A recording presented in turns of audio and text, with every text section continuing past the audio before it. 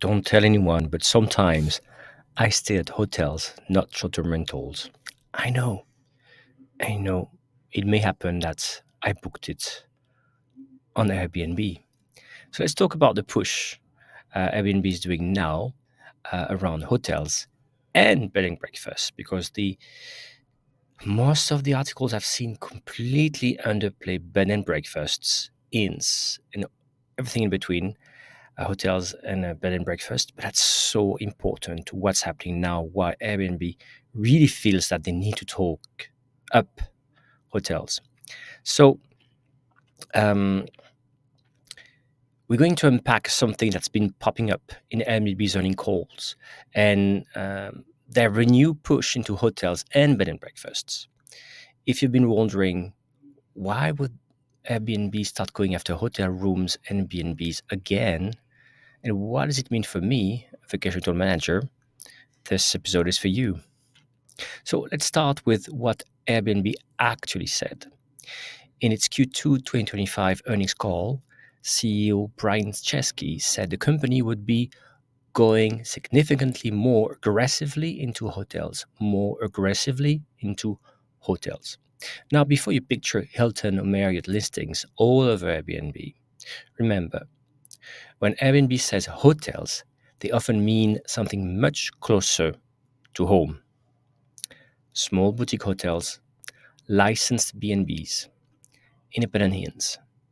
Think 10, 40 rooms, often owner-operated, sometimes family-run, usually with a more local flavor than a chain property.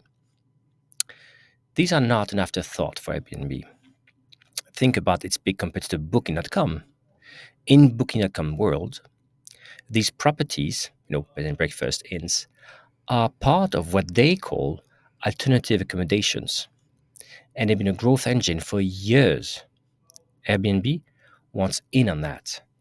Yes, it's less sexy than brand new services or experiences, and maybe even Airbnb is reluctant about going after good old bed and breakfast. But you know what?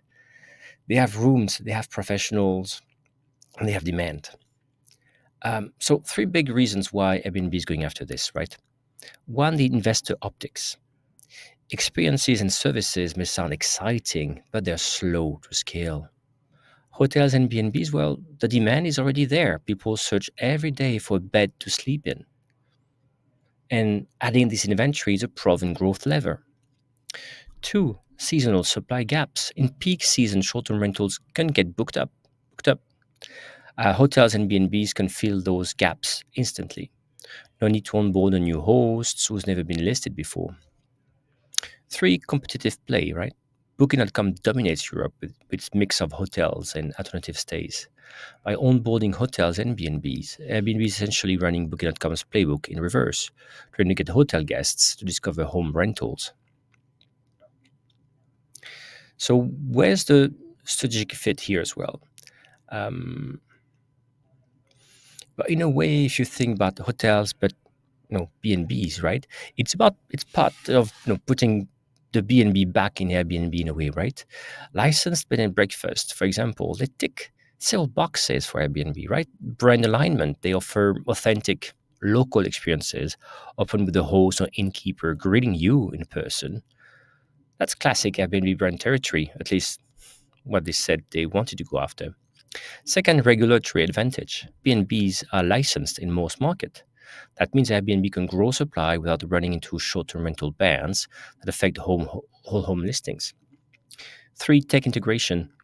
Airbnb has already started integrating with PMSs that cater to smaller hotels and B&Bs, but they'll need to go further to make onboarding smooth for innkeepers.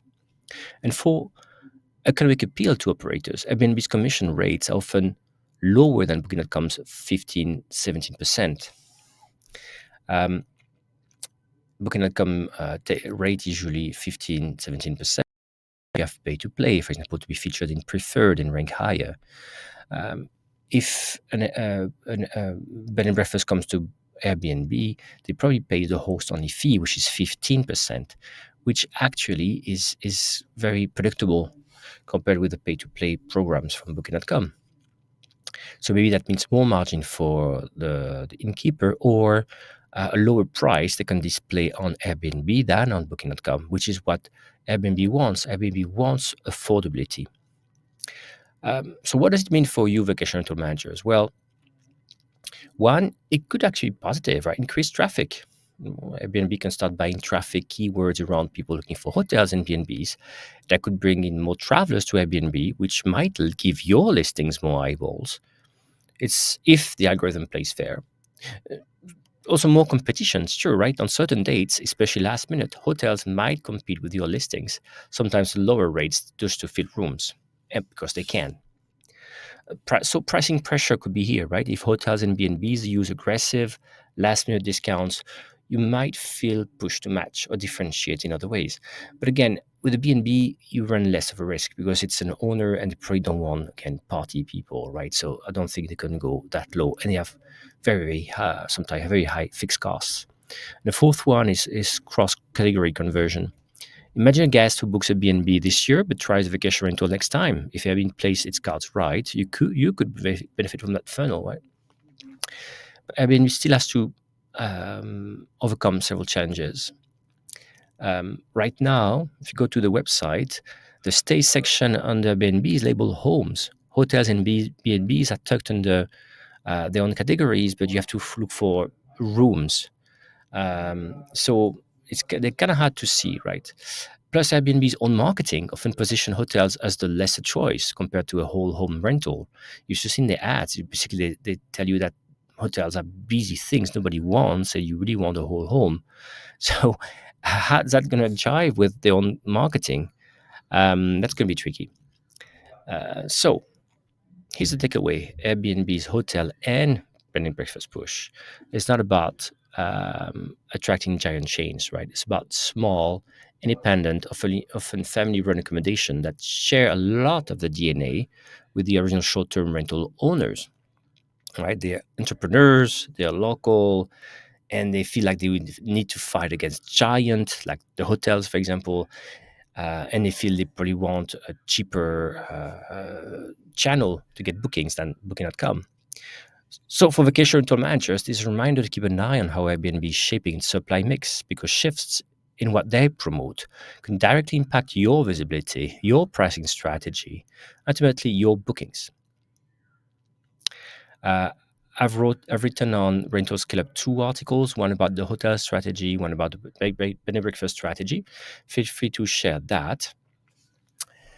Up till next time, you take care, and I'm gonna go back to my to booking a hotel on Airbnb or a short-term rental on Booking.com. I'm not sure. Maybe I'm just gonna book direct. Cheers.